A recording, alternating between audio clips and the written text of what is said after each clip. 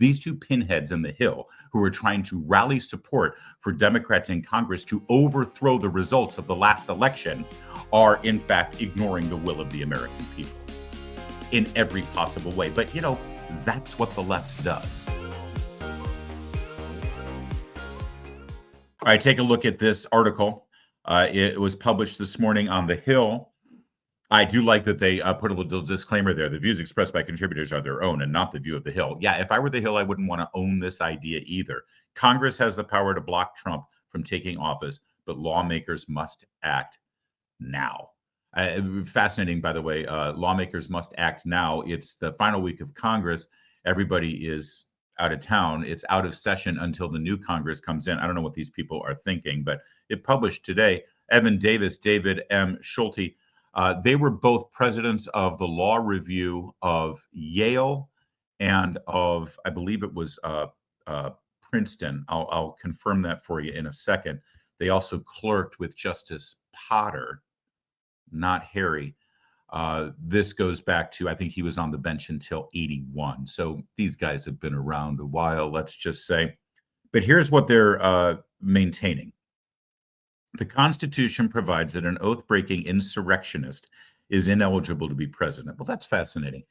If we suddenly made it so that someone who breaks an oath can no longer be president, how far back do we have to go until we find a president who is ineligible?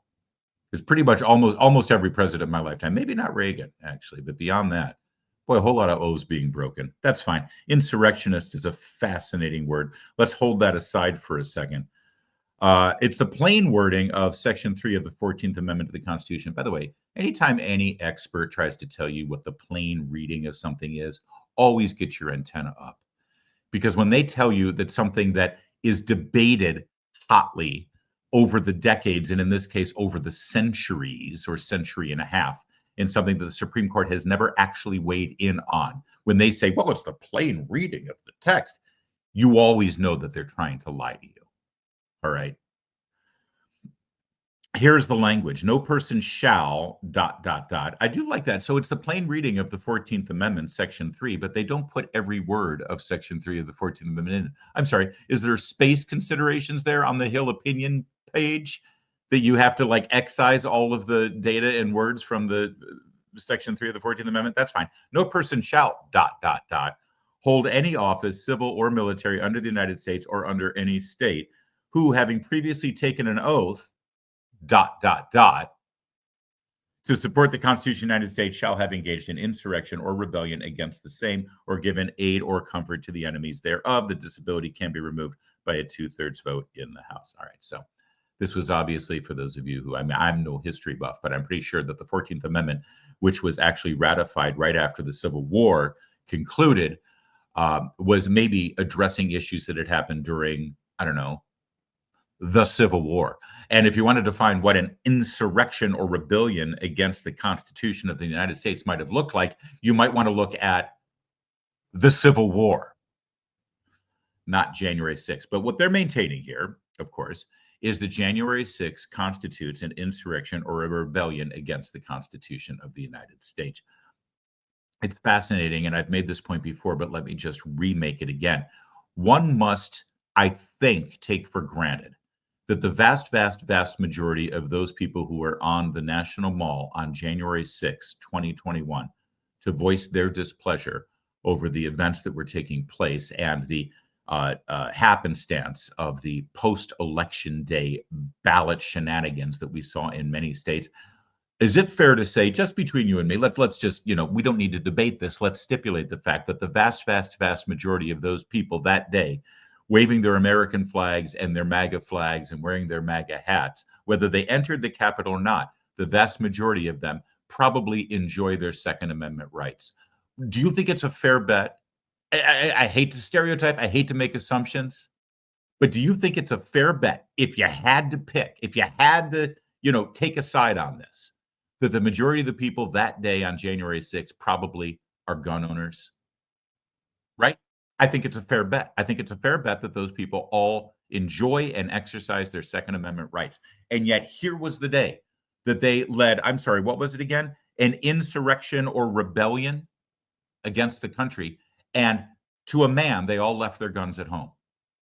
It's amazing. I mean, this was go time. This was the day that they were leading a insurrection or rebellion against the Constitution, and yet they all collectively decided to not arm themselves and not take guns with them. You have to be a liberal Democrat writing something in the Hill to think that that makes sense to you. Maybe, I'm just, talking out loud here.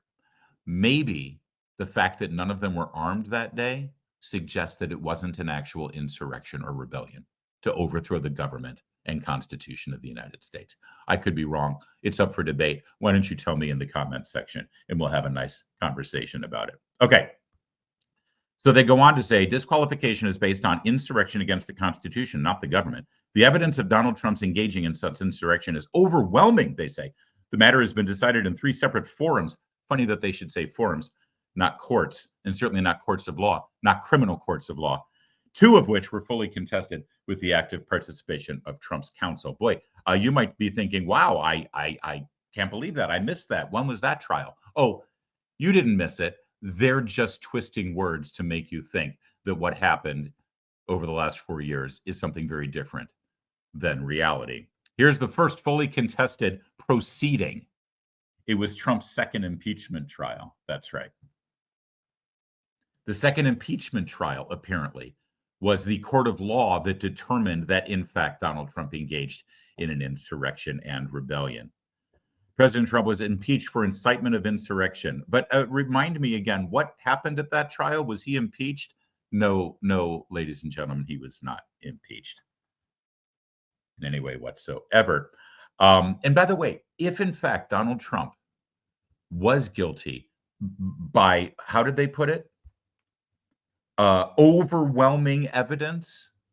If he was guilty of leading and engaging in an insurrection against the United States Constitution, do you think that the Biden administration, Merrick Garland, Christopher Wray, the Justice Department, the special counsel, Jack Smith, who was appointed to look into the events of January 6th, do you think that any of them would hesitate to bring criminal charges against Donald Trump for leading an insurrection or rebellion against the government? Of course not.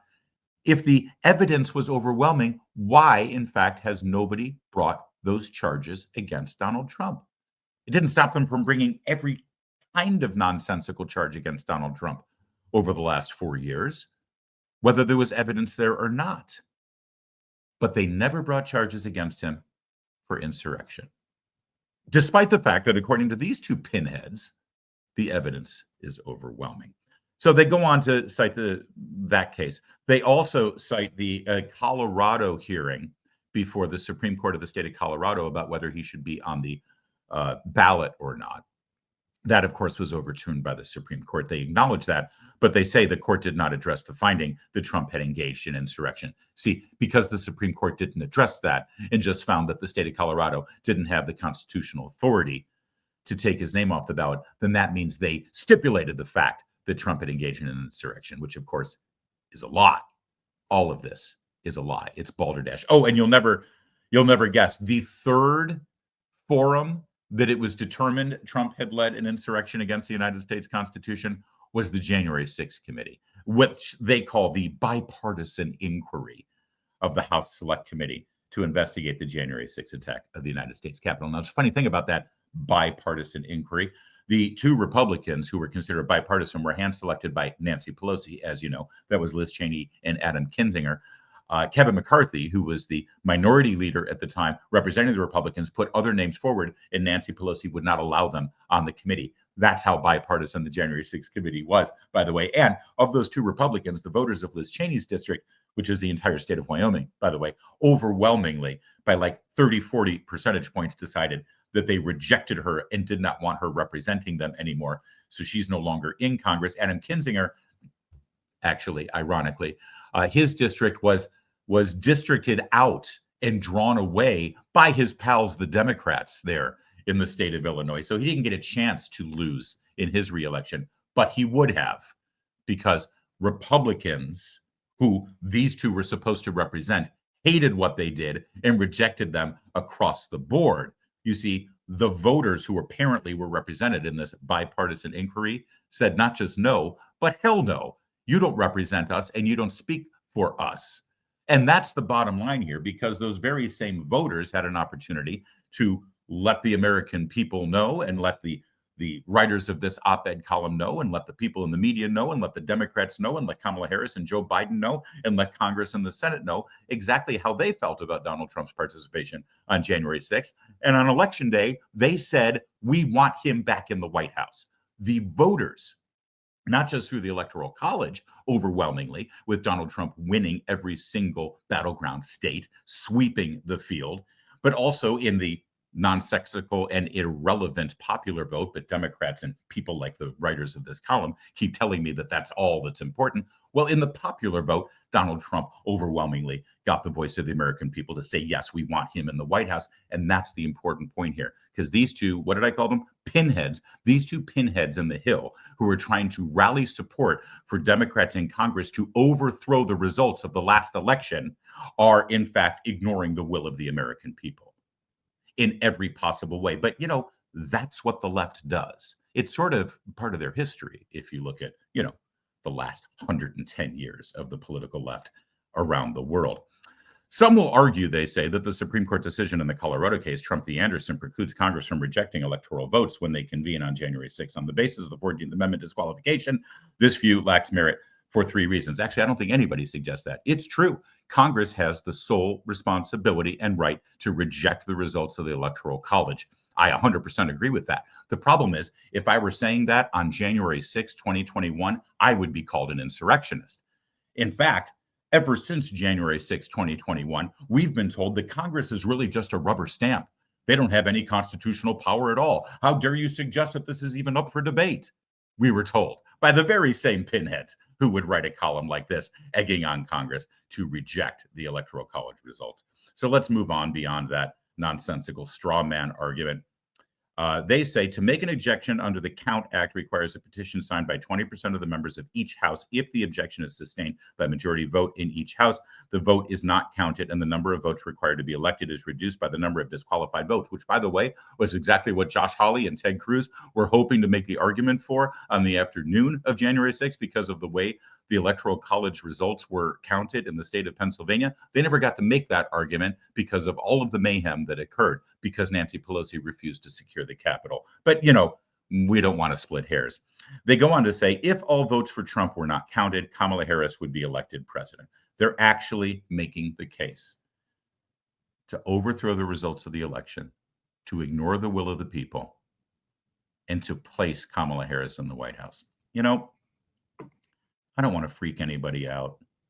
I don't want to sound like a conspiracy theorist. I don't want to sound in any way like an alarmist. But have you noticed how quiet the left has been over the last few weeks? Really, ever since the week after Election Day. After Trump won, have you noticed how they're all just sort of slinking away into the shadows, not saying a whole lot, just sort of holding their cards close to their vest and not really making much noise.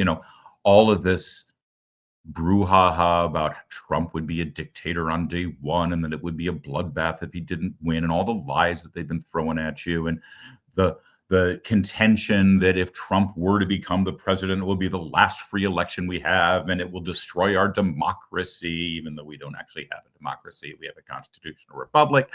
All of the noise that they were making with Armageddon apocalyptic warnings that if Trump were to become president, it would be the end of everything.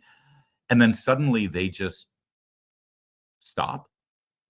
Like Trump wins the election and now it's like, oh, well, never mind. We'll try again in 4 years. I mean, is this what they've been up to this whole time? Is this why they've been so quiet? Is this why they haven't been screaming from the rooftops? Because quietly, they're actually trying to put a plan together to stop the Electoral College from being validated? Couldn't be. I mean, honestly, even they aren't that maniacal. Even they aren't that totalitarian. Even they aren't that hypocritical. Except they kind of are. See, Jamie Raskin, congressman from Maryland, he's now the ranking member on the Judiciary Committee, and he was one of the impeachment managers for the House of Representatives during the Trump impeachments. Well, he basically telegraphed this whole thing. It was about a year ago. He was appearing at a bookstore in Northwest DC, just across the border from his district in Maryland. It's called Politics and Prose. It's a very left-wing bookstore that embraces every kind of liberal conspiracy theory under the sun. Of course, when they're liberals, they're never called conspiracy theories. They're just, thought experiments, let's say. Well, Jamie Raskin, wearing a tuxedo, it appears, had this to say back then. On the side of the freedoms and equality of the American people, but the court is not going to save us. And so that means the only thing that really works is people in motion, amending the Constitution. But again, it's necessary, but it's not sufficient, because what can be put into the Constitution can slip away from you very quickly. And the greatest example going on right now before our very eyes is Section 3 of the 14th Amendment, which they're just disappearing with a magic wand. All right. You hear what he just said. There's more to this, but just hear it. Section 3 of the 14th Amendment. That's exactly what these two constitutional experts, so-called, from the left wrote about in this column in The Hill that just hit this morning. That's exactly what Jamie Raskin is talking about. Section 3 of the 14th Amendment, which has to do with disqualifying people from office, federal office, if they led an insurrection against the Constitution. Now listen, and you just heard Jamie Raskin specifically say amending the Constitution isn't good enough because, things in the Constitution can slip away. So in other words, the Constitution is not good enough to get what Jamie Raskin wants done. Think about that language for a moment. That's what he just said. And now listen to this again, framed within what we just went through in this column today on The Hill about Section 3 of the 14th Amendment. As if it doesn't exist, even though it could not be clearer what it's stating. And so, they want to kick it to Congress. So it's going to be up to us on January 6, 2025, to tell the rampaging Trump mobs that he's disqualified. And then we need bodyguards for everybody in Civil War conditions, all because the 9 justices, not all of them, but these justices who have not many cases to look at every year, not that much work to do, a huge staff, great protection, simply do not want to do their job and interpret what the great 14th Amendment means. And I'm glad that Sherilyn's creating her new. Okay. So you caught that one part of this that really rings home, right? Again, framing this entire thing within the Section 3 of the 14th Amendment that addresses whether you can hold elected office if you have, quote, led an insurrection, even though there has been no criminal court finding or even civil, any kind of court finding that Donald Trump, in fact, did lead an insurrection. And, oh, by the way, given every opportunity, the Merrick Garland Justice Department, the Joe Biden Justice Department, and even Jack Smith, the special investigator who was specifically charged to look into January 6th, have never brought criminal charges against Donald Trump for leading an insurrection. It doesn't matter because Jamie Raskin and the Democrats and these two pinheads, one the former editor of the Columbia Law Review and the other the former editor of the Yale Law Review, they know better. They know better, and they're trying to egg Democrats on to reject the results of the Electoral College vote on January 6th and install Kamala Harris. And you heard this, right? You heard it because I want to make sure you heard it. Here's what Jamie Raskin said. It's going to be up to us on January 6, 2025, to tell the rampaging Trump mobs that he's disqualified. And then we need bodyguards for everybody in Civil War conditions, all because it's up to us to tell the rampaging Trump mobs that he is disqualified. And then it'll be bodyguards for everybody in Civil War conditions. And he says it wearing a tuxedo and a dead muskrat on his head,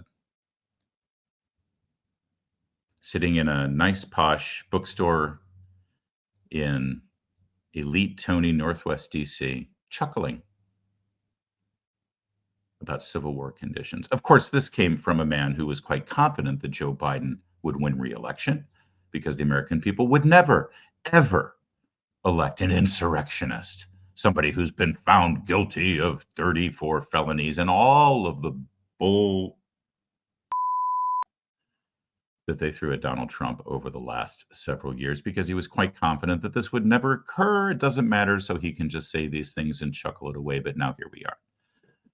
And the bottom line is they are now talking openly about disregarding the will of the American people, overthrowing the legal results of the election. And make no mistake, everyone's saying, oh, well, now you know how it feels. Look at what happened 4 years ago on January 6th. Well, it's funny. Nobody was contesting on January 6th that, sure, Joe Biden won the election fair and square, but we're just going to disqualify him from being president. That wasn't the argument. The argument was that, in fact, the election did not take place fair and square, that there were huge anomalies that had never, but for God's sake, there's still a discrepancy over Pennsylvania. It's never been heard in a legitimate court of law. But it's fine. It's in the past. It's all been rectified now, I suppose. But listen to what these guys are saying. They're not making any case that this election was done incorrectly or illegally or fraudulently, that any state reached their conclusion about who the Electoral College votes would be assigned to based on an unorthodox or illegal determination of the ballot counting process, as many of us believed back in 2020. No. They're acknowledging, oh, the election was perfectly fair. It was perfectly free. It was perfectly constitutional. Everything was done by the book, and Donald Trump absolutely won the popular vote and the Electoral College vote overwhelmingly. You bet. We're just going to overturn the results because we've decided that Donald Trump is ineligible. And then bodyguards for everybody. You know what? Maybe it's me. I could be wrong, Jamie Raskin. I mean, you're a lot smarter than me, and you're a member of Congress and all that stuff, and you're celebrated and all that stuff. But let me just say, if you're an elected official and you plan on making a move that you believe is constitutional, that is overwhelmingly against the will of the American people 2 months after an election where your person lost, and you're openly saying that this will bring on civil war conditions and we're all going to need bodyguards, maybe, just maybe, in a constitutional republic that uses the democratic process to choose our leaders, maybe if you already know you're going to need bodyguards because of what you're going to do, maybe you're doing the wrong thing. Maybe. I'm sure that all of this is just wild speculation, but the fact that the Hill published this and these people were willing to put their names on it, by the way, let's just remind everybody who they are. The final paragraph of this Hill column: the unlikelihood of congressional Republicans doing anything that might elect Harris as president is obvious, but Democrats need to take a stand against Electoral College votes for a person disqualified by the Constitution from holding office unless and until this disability is removed. No less is required by their oath to support and defend the Constitution. They are Evan Davis, former editor-in-chief of the Columbia Law Review, and David Schulte, editor-in-chief of the Yale Law Journal, both clerked for Justice Potter Stewart.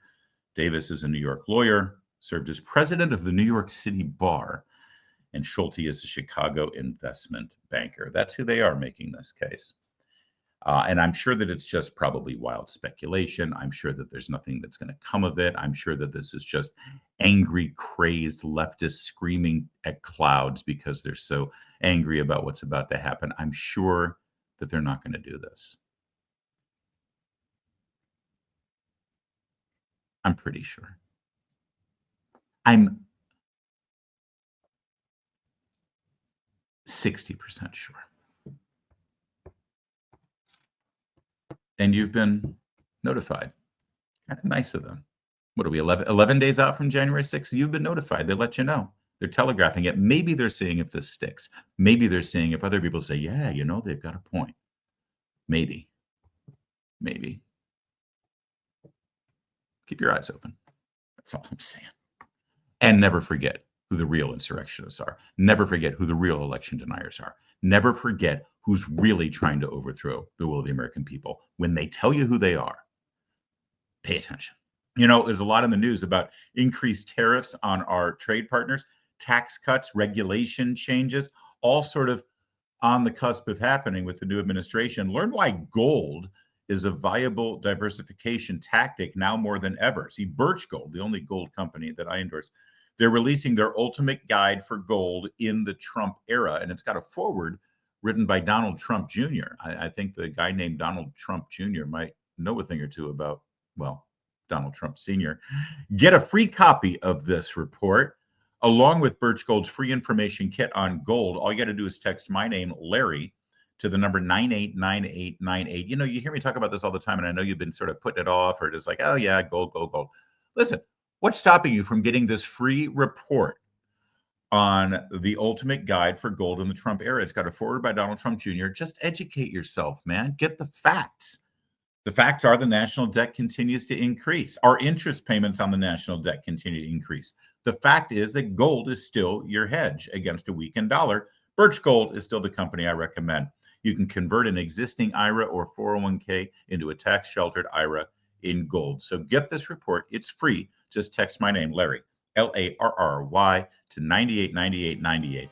Get your free copy of the ultimate guide for gold in the Trump era with foreword by Donald Trump Jr. There's no obligation, only information. So do it now.